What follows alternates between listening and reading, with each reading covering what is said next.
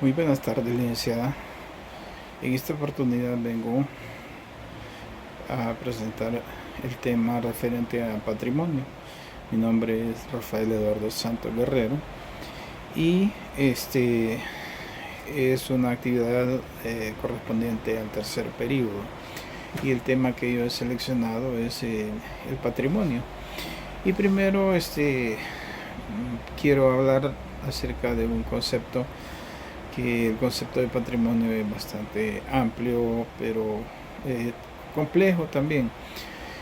Hablando desde la esfera jurídica, lo que es el patrimonio, podemos también hablar desde la óptica de la contabilidad, ¿verdad? De la economía del patrimonio, y podemos hablar del patrimonio individual, ¿verdad? O personal.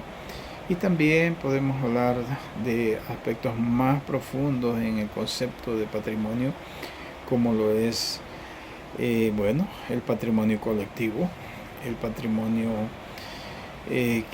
colectivo, que sería el que representa el patrimonio de muchas personas, y también el patrimonio de una empresa, ¿verdad? Un patrimonio grande, pues porque pertenece a una empresa.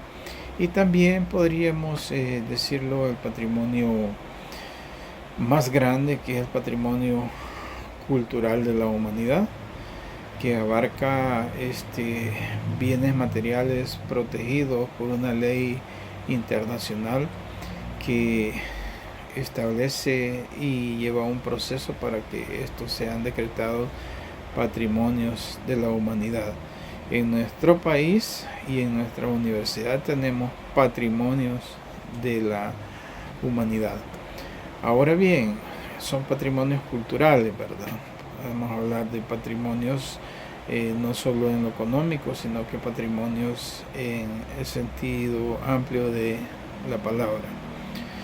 Bueno, para entrar en detalles también yo quiero hablar acerca de elementos del patrimonio, teorías que sostienen lo que es el patrimonio, que dan cualidades bien específicas, y también las formas de adquirir el patrimonio. Hay dos formas, que es entre vivo y es también por causa de muerte, o mortis causa, como también lo denominamos. Hablando acerca de los elementos del patrimonio, podremos decir que son dos elementos fuertes, pilares del patrimonio, como lo es el activo y el pasivo, ¿verdad? El activo es todo lo que está dentro de los haberes, ¿verdad? Y en contabilidad se habla también de las cuentas por cobrar. Y el pasivo pues está en las cargas, en los pendientes de pago, ¿verdad? Y eso es para una persona. Ahora bien, también recordémonos que pues hay detalles dentro del patrimonio que son válidos y a tener en cuenta en determinado momento, que más adelante yo explicaré. Dentro de las teorías del patrimonio podemos mencionar algunas, son muchas, pero para efectos de este video yo quiero mencionar algunas de ellas. Dentro de una de las más fuertes está la emanación de la personalidad a través del patrimonio. Se dice que toda persona tiene un patrimonio. También se dice que una persona solo tiene un patrimonio, ¿verdad? Y también se dice que el patrimonio es indivisible. También se dice que el patrimonio se extingue o desaparece por causa de muerte, ¿verdad? Y que las personas no pueden tener dos patrimonios. Así, a grosso modo, las teorías acerca de lo que es el patrimonio. Ahora vengo y voy a las formas de adquirir el patrimonio, que anteriormente decía son dos formas de adquirir el patrimonio y que se da por actos voluntarios entre vivos y por posterior a la muerte, por causa de muerte. Y dentro de la primera categoría tenemos la compra-venta. En segunda categoría tenemos las donaciones. Y en tercera categoría tenemos la cesión de derechos, dentro de lo que contempla el rango de actos entre vivos. Bueno, la compra-venta está regulada en el artículo 1597 y es un acto voluntario, es un acto contrato, donde dos o más personas ponen su voluntad y la ley regula las características de este acto de compra-venta. Es una forma de disminuir y a la vez para el que vende de restarle a su patrimonio. Entonces venimos a decir, la compra-venta tiene sus características bien particulares que las regula el Código Civil a partir del artículo 1597, pero podremos mencionar algunas, ¿verdad? Que la cosa que es objeto del contrato, las características de esa cosa. Vaya a citar un ejemplo de lo común o corriente. La compra-venta de un vehículo tiene sus características, tiene sus formalidades de ley, tiene sus condiciones en cuanto a qué debe decir el precio, el color, y tiene una serie de cláusulas que se deben de expresar y ratificar con firma ante autoridad competente.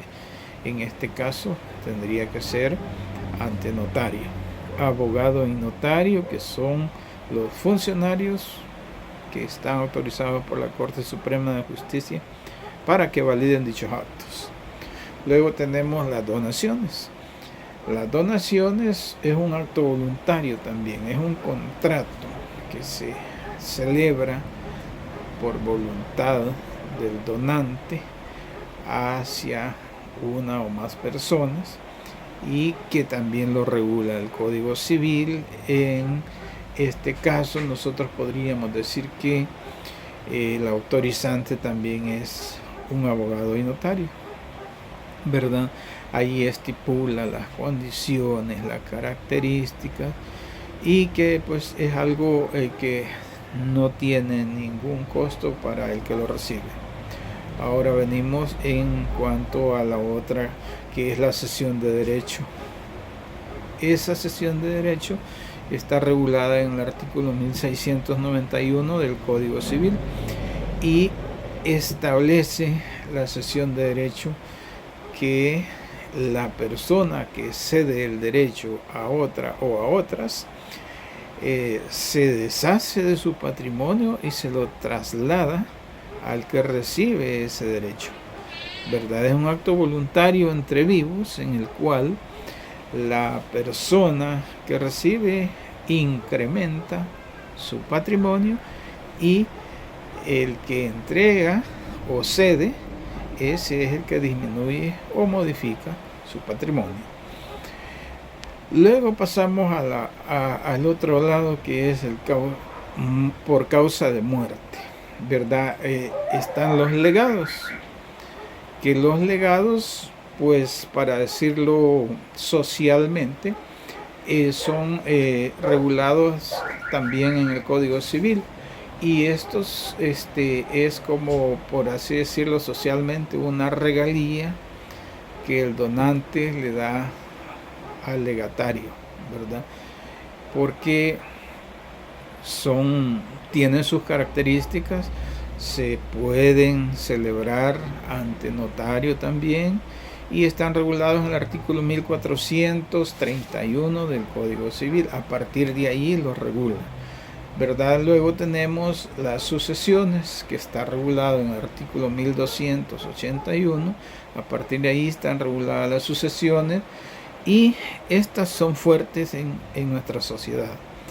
Son las que comúnmente se llaman herencias, ¿verdad? Se abre la sucesión, hay un causante que es la persona que fallece y luego están los herederos, que ya también el Código Civil, ahí por el artículo 1700, no recuerdo el dato exacto, ahí empieza a regular el orden de los llamados a suceder. En este caso son los hijos, la madre, el padre, la esposa o la conviviente, ¿verdad? Y esto lleva un trámite, puede hacerse por la vía de jurisdicción voluntaria y también puede hacerse por la vía judicial, ¿verdad? Esto es porque el causante, o sea, la persona que falleció, dejó su patrimonio sin designar a quién. Entonces la ley, siendo previsora, llama a la sucesión y designa quiénes van a suceder, o sea, quiénes van a incrementar su patrimonio. Y por último tenemos los testamentos, que los testamentos surten el efecto esperado o el efecto deseado cuando la persona que testó, que redactó su última voluntad ante un funcionario autorizado, cuando él fallece. Y entonces, ¿quién recibió ese poder de incrementar su patrimonio por medio de un testamento? Pues solamente ese testamento queda reportado en el protocolo del notario y también en la sección del notariado de la Corte Suprema de Justicia, y solo piden o tramitan una certificación del testamento y luego proceden en el registro a hacer un traspaso, ¿verdad? Un traspaso por medio del testamento, porque esa fue la voluntad del causante, de la persona que falleció, expresó por escrito y ante funcionario autorizado la última voluntad. Yo me quedo hasta acá en cuanto a el patrimonio. Es un gran tema, muy interesante para nosotros como estudiantes de ciencias jurídicas. Muchas gracias, buenas tardes.